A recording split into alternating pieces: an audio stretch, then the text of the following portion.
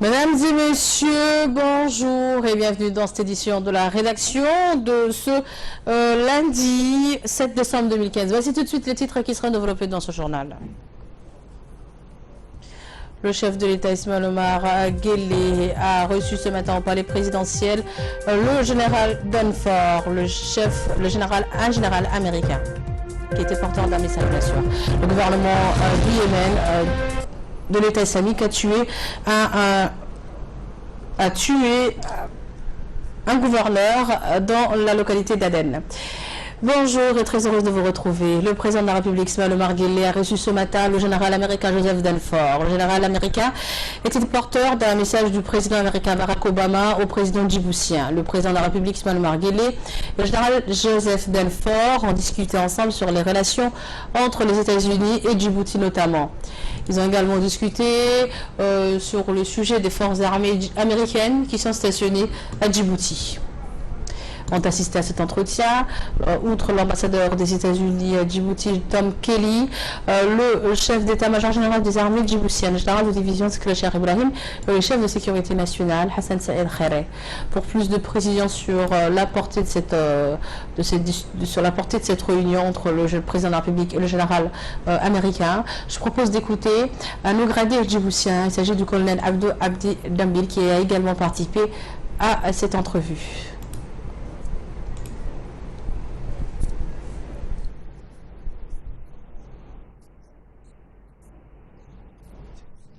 Normalement porté sur la relation entre les deux pays, et puis voir, c'est-à-dire la force américaine stationnées à Djibouti et les activités qui relient avec la République de Djibouti, plus particulièrement avec l'armée djiboutienne. Et une fois de plus, il a apporté le message du président Obama à notre président, le président Ismaël Omar Guelleh. Donc il a transmis le message qu'il avait du président Obama. Suite à la décision prise par les dirigeants et membres du parti RPP hier lors du congrès extraordinaire pour l'investiture du président sortant, qui a renouvelé leur confiance au président sortant afin qu'il s'engage dans la prochaine bataille électorale d'avril 2016, il a resté ainsi aux commandes du pays, limite fortement les chances de succès d'autres potentiels candidats. Voici un magazine de la rédaction commenté par Agathe Fouad-Saïd.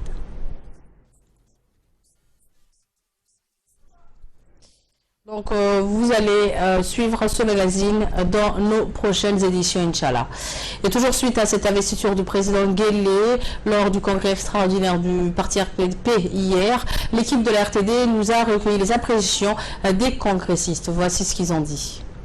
Mon sentiment, c'est un sentiment de fierté personnelle, pour commencer, mais c'est aussi un sentiment de joie interne. Pourquoi? Parce que depuis le 1er novembre, la population djiboutienne dans son intégralité s'est mobilisée pour que les présidents se représentent.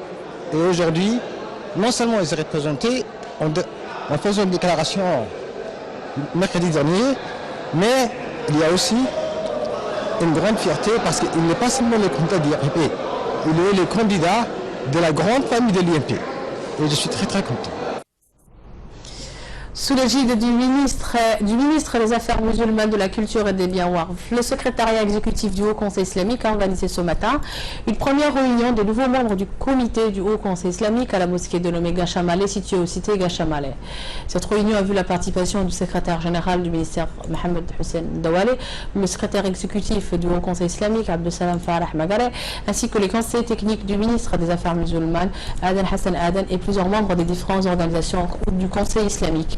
Durant cette réunion, des amis des contacts des nouveaux membres et le ministre des Affaires musulmanes ont discuté sur les voies et moyens de développer les activités religieuses du Haut Conseil islamique. Le secrétaire exécutif du Haut Conseil islamique, Dr Abdussalam Farah Magare, a prononcé un discours dans lequel il a souhaité la bienvenue tout d'abord au ministre et les membres du Conseil. Et il a réaffirmé les efforts entrepris par le ministre pour améliorer les capacités de cette institution islamique. M. Abdussalam a rappelé que le Haut Conseil islamique a été créé par un décret présidentiel en 2004 pour organiser les affaires islamiques à Djibouti. Toujours en nouvelle du pays, un forum national sur la lutte contre le blanchiment d'argent et le financement au terrorisme dans la Corne de l'Afrique s'est tenu ce matin à l'Institut des études diplomatiques de Djibouti. Au menu de ce forum qui se déroule du 7, c'est-à-dire aujourd'hui jusqu'au 9, c'est-à-dire mercredi, la place de Djibouti dans la lutte contre le blanchiment d'argent ainsi que le rôle et la contribution des entités publiques face à ce problème régional et international. Était présent à l'ouverture de ce forum le gouverneur de la Banque centrale, Ahmed Osman, le procureur de la République, Mohamed Abdelrad, l'ambassadeur de l'Union européenne à Djibouti, Joseph Silva, et le chef du service de renseignement financier, Ali Daoud Hamed. La politique mise en place par le gouvernement djiboutien pour faire face au blanchiment d'argent démontre des signes significatifs. La démarche de ce forum est de présenter les efforts du gouvernement pour encourager le développement national et l'intégration au marché international pour assurer la sécurité à travers des lois, une gouvernance inclusive et le respect des droits de l'homme.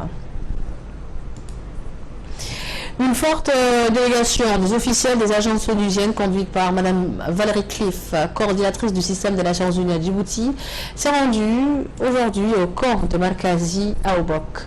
Cette visite s'inscrit dans le cadre de la coopération entre l'ONARS et les agences onusiennes intervenant dans ce camp où sont accueillis les réfugiés yéménites. Au cours de ce déplacement, la délégation onusienne a été accueillie par Hussein Hassan Dalal, secrétaire exécutif de l'ONARS, qui s'est longuement entretenu avec les responsables onusiens. Suite à quoi, le patron de l'ONARS a conduit les membres de la délégation sur les différents sites et les infrastructures du camp, à commencer par les tentes servant d'abri aux réfugiés ainsi que les différents points d'eau potable et les centres de soins et de santé. La visite a donné ensuite l'occasion aux responsables onusiens de s'entretenir avec les réfugiés pour s'enquérir de leurs conditions de vie et de partager leurs doléances et leurs difficultés. Au nom de l'ensemble de ses collègues des différentes agences onusiennes, Mme Valérie Cliff a d'abord tenu à féliciter l'ONARS pour son travail humanitaire de grande qualité en faveur de la communauté des réfugiés yéménites. Elle s'est engagée ensuite à accroître le soutien et la coopération avec l'Office pour améliorer les conditions d'accueil des réfugiés dans le camp de Markazi. De son côté, M. Paul Dlatouroum, représentant du HCR à Djibouti, a exprimé ses sincères remerciements à ses collègues du service des Nations Unies pour leur effort et leur engagement aux côtés des autorités djiboutiennes pour améliorer le sort des réfugiés yéménites sur le sol djiboutien.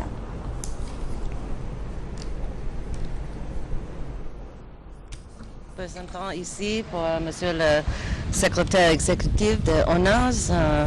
Je suis ici avec l'équipe des Nations Unies pour voir la situation à Obok avec les réfugiés et les migrants et les communautés locales. C'est très amélioré la situation, je crois, et grâce à la travail de le gouvernement de Djibouti, c'est une chose très spéciale. Le travail ici et l'accueil pour les personnes qui fuient de Yémen. Monsieur le secrétaire exécutif, merci beaucoup pour cette opportunité pour moi et mon équipe. Du nord du pays, nous venons vers le sud, notamment avec dans la région de l'Issabié, dans le cadre du projet de renforcement de capacité des managères et productives des coopératives agro-pastorales des 6 localités rurales des régions intérieures du pays. Une importante cérémonie officielle de clôture d'une formation technique de culture maraîchère et de distribution des kits d'irrigation goutte à goutte et de matériel agricole aux 20 agriculteurs de la coopérative agro-pastorale de Ali Adé s'est tenue hier matin dans la localité d'Ali Adé.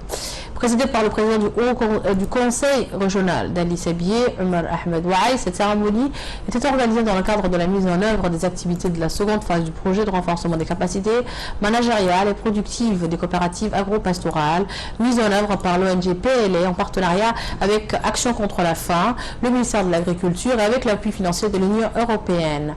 Les équipements et les matériaux agricoles composant ces biens sont destinés à être utilisés pour accroître la production maraîchère et fourragère des périmètres des bénéficiaires afin d'atteindre les résultats attendus dans ce projet de renforcement des capacités managériales et productives des coopératives agro-pastorales. L'association PLA livre les biens aux bénéficiaires sélectionnés avec l'aval et l'engagement de suivi du comité exécutif de la coopérative agro-pastorale de Ali Adé. Une formation de 4 jours en aménagement des sols et en technique d'irrigation goutte à goutte et de fertilisation des sols avec une équipe de formateurs nationaux spécialisés dans le domaine a précédé la distribution de ces kits de matériel agricole du 1er au 4 décembre dernier. De l'agriculture et l'organisation ACF qui nous ont aidés à réaliser ces projets. On le fera pour 6 autres coopératives du pays dans les 4 régions de Ali Sebie, Dikil, Tadjoura et Obok. Et nous restons toujours dans le sud du pays, mais nous allons dans la région d'Arta, où dans le cadre de la lutte contre la cécité, le ministère de la Santé, en collaboration avec les Lions Club de Djibouti, a organisé une caravane médicale de consultation ophtalmologique et de la chirurgie de cataracte gratuite dans les régions de l'intérieur du pays. Cette caravane s'était donc arrêtée dans cette région d'Arta, et l'équipe de la caravane médicale ont été reçues par le premier adjoint de la préfecture, Mohamed Fouzi Ahmed, le commandant adjoint de la brigade d'Arta, Mustafa Ahmed, et enfin le médecin-chef de cette région d'Arta, Dr Yassir Hussein Bouh.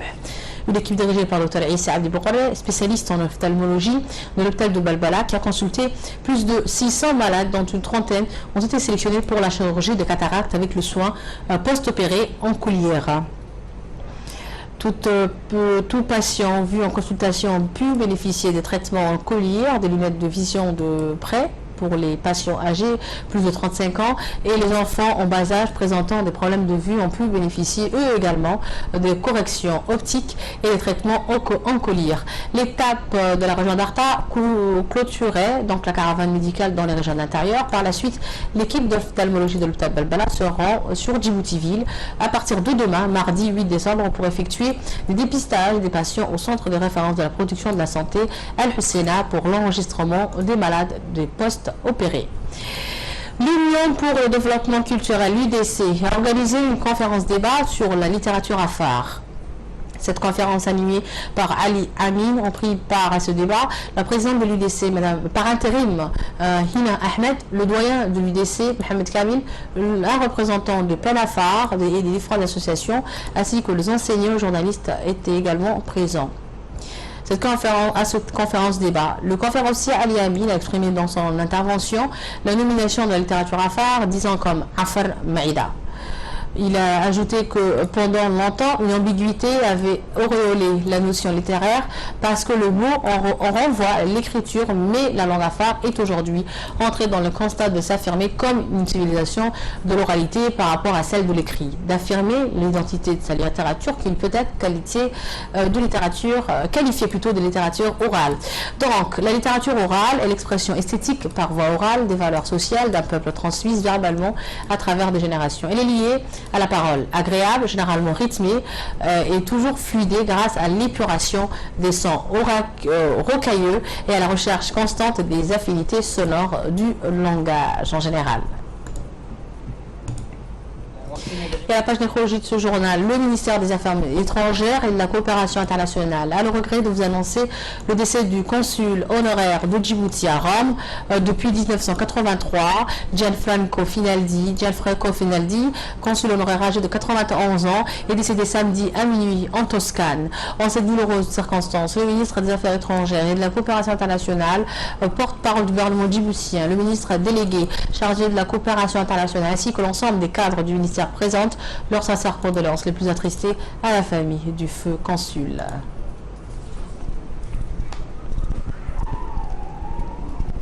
Donc, suite à la décision prise par les dirigeants et membres du parti RPP à renouveler leur confiance au président sortant afin qu'il s'engage dans la prochaine bataille électorale d'avril 2016 et à rester ainsi aux commandes du pays, limite fortement les chances de succès d'autres potentiels candidats.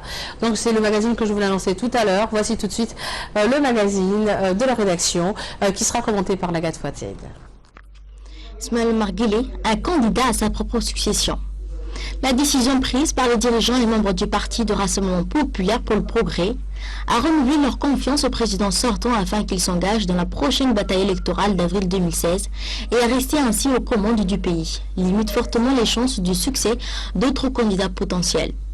L'expérience aura de l'homme d'État fera sérieusement réfléchir à ses adversaires politiques dont bon nombre se sont enflammés ou sont-ils leur pousser des ailes suite aux législatives de février 2013. Faut-il d'abord leur rappeler qu'une présidentielle n'a rien de comparable avec les élections législatives, sachant que toute élection doit se dérouler dans les règles de la transparence et selon les normes édictées par la commission d'organisation et de supervision du scrutin. Le candidat Ismaël Omar Guelleh, qui postule à sa propre succession, jouit d'un incontestable soutien populaire, et ce depuis sa dernière investiture à la magistrature suprême en avril 1999. Au cours de ce scrutin, il a recueilli 74 des suffrages exprimés. Lors des élections de 8 avril 2005, il est réélu avec 94% des suffrages exprimés, l'opposition ayant appelé au boycott du scrutin. Enfin, lors des élections de 8 avril 2011, il obtient 80,6% des suffrages exprimés. Pour nombre d'observateurs avisés de la scène politique à Djibouti, l'annonce de la candidature du président sortant à la prochaine échéance électorale a refroidi les ardeurs de tout opposant. Cela équivaut à une véritable douche froide, indique-t-il. Le bilan de l'homme en question est tout simplement éloquent. C'est lui qui a su engager le pays vers le progrès et le développement économique. Lui qui a su ramener la paix et la concorde civile pour mettre un terme au conflit armé qui a touché le pays en 1991 et 1993, où un accord de Brave a été signé en 2 étapes. Lui qui a fortement réduit l'influence des conseillers techniques de l'ex-puissance de tutelle et leur éviction de leurs affaires internes. Lui qui a profité du contexte international suite aux attentats du 11 septembre 2001 à New York et Washington pour offrir des facilités logistiques et militaires aux forces américaines qui ont déployé des unités combattantes et installé pour la première fois une base militaire sur le continent africain.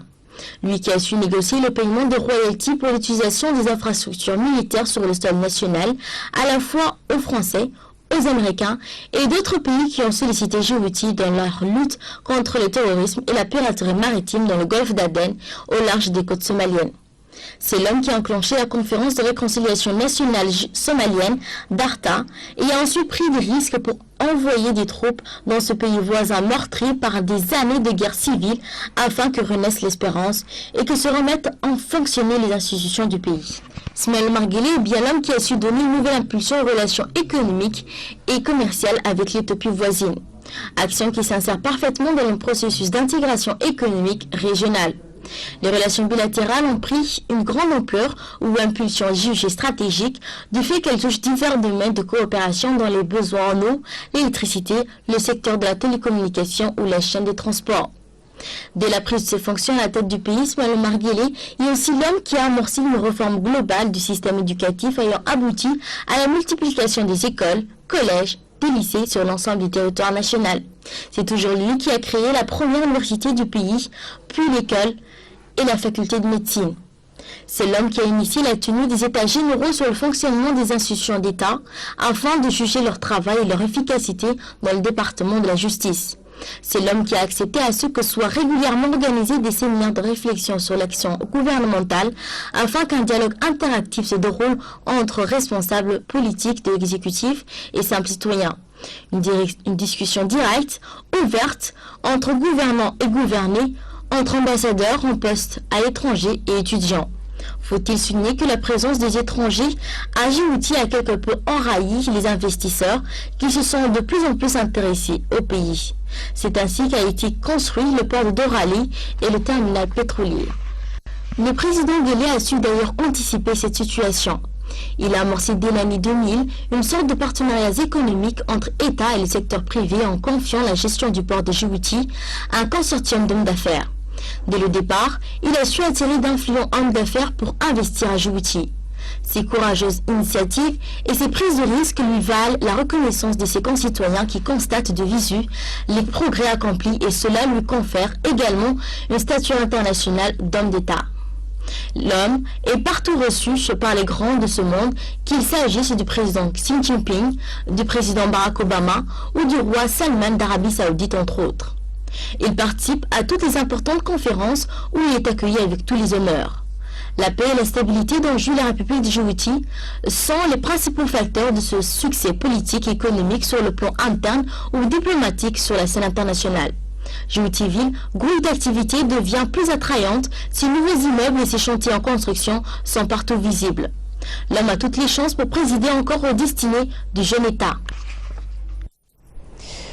Donc c'était le magazine de la rédaction que vous venez de suivre. Actualité à l'étranger maintenant. Le gouverneur de la province d'Aden, le général Jafar Mohamed Saad, a été tué ce dimanche dans une attaque suicide à la voiture piégée contre son convoi. L'organisation de l'État islamique a revendiqué cet attentat.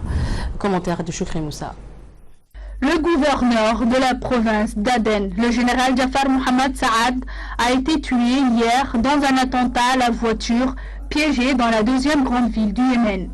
Au moins 6 membres de son convoi ont également été tués et plusieurs autres blessés dans cette attaque suicide revendiquée par l'organisation de l'État islamique qui s'est produite dans le quartier de Tawahi alors que le gouverneur se rendait à son bureau. Ce quartier de Aden est connu pour être un fief des djihadistes d'Al-Qaïda dans la péninsule arabique que les autorités peinent à déloger. Le général Jafar Saad avait pris récemment ses fonctions de gouverneur d'Aden. Cet ancien général de l'armée du Yémen du Sud marxiste avant la réunification du pays en 1990 et un proche du président Abdurrabou Mansour Hadi qui s'est installé à la mi-novembre dans cette ville déclarée capitale provisoire du pays en lieu et place de Sanaa. Ce pays, pauvre de la péninsule arabique, est ravagé par des combats entre les forces loyalistes soutenues par une coalition militaire arabe formée par l'Arabie saoudite et les rebelles chiites Houthis pro-iraniens qui se sont emparés de vastes régions dans la capitale. Et en Libye, les représentants des deux autorités politiques rivales ont annoncé hier être parvenus à un accord politique, mais également ces déclarations de principe devraient être approuvées par les deux parlements pour mettre fin au conflit qui ravage ce pays. Commentaire également de Choukri Moussa. Des représentants de deux partis libyennes ont annoncé être parvenus hier en Tunisie à un accord politique qui devra être approuvé par les deux parlements pour mettre fin au conflit qui ravage la Libye. Libye, pays plongé dans le chaos depuis la chute de Muammar Kadhafi en 2011, des autorités politiques se disputent le pouvoir depuis l'an dernier. L'une basée à Tripoli et l'autre, la seule reconnue internationalement, basée dans l'est du pays à Tobrouk. Selon des sources proches des négociations, les responsables libyens vont être reçus par le président tunisien Béji Aïd Essebsi en début de soirée au palais présidentiel. Cette annonce intervient alors que les discussions étaient au point mort entre les deux camps, le secrétaire général de l'ONU Ban Ki-moon ayant estimé fin novembre qu'il n'y avait pas d'échéance pour la formation d'un gouvernement d'union nationale en Libye. Au terme de près d'une année de négociations, l'ex-émissaire de l'ONU pour la Libye, Bernardino Léon, était parvenu début octobre à arracher un accord pour la constitution d'un gouvernement d'union nationale aux représentants des partis, mais il a été ensuite rejeté par les deux parlements. C'est tout pour cette édition de la rédaction. Restez avec nous tout de suite, c'est les mieux du Focus.